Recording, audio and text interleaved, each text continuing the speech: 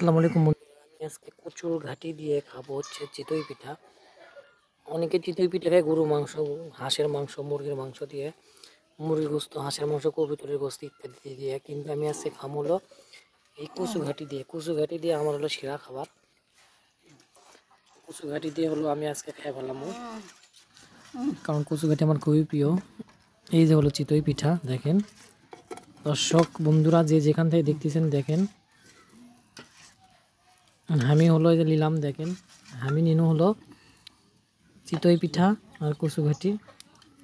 দেখেন কিভাবে খাই, দেখেন ভরে ভরে লিয়ে খামু, চেকতে চেকতে লিয়ে খাচ্ছি। দেখুন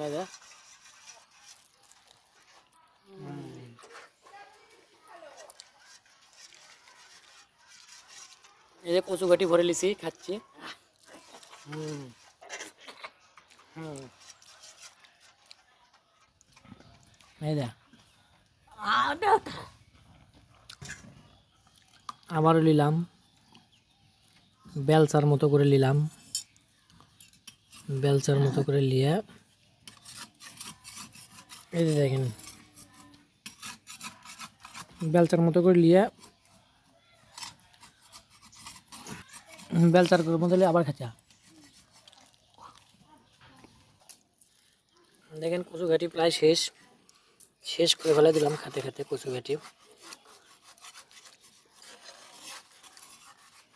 ভাই গোস্ত লাগে না, ভাই গোস্ত লাগে না।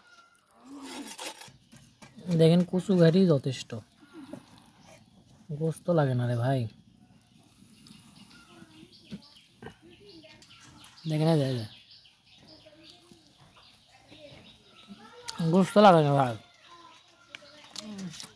দেখেন হামাও খাচ্ছা।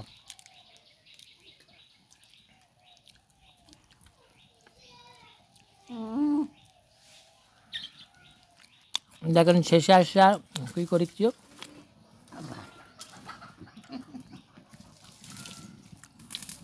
খালি কচু ঘাটি যাচ্ছে, খালি কচু। এভাবে খেতে হয় ভাই, গোস্ত লাগে না।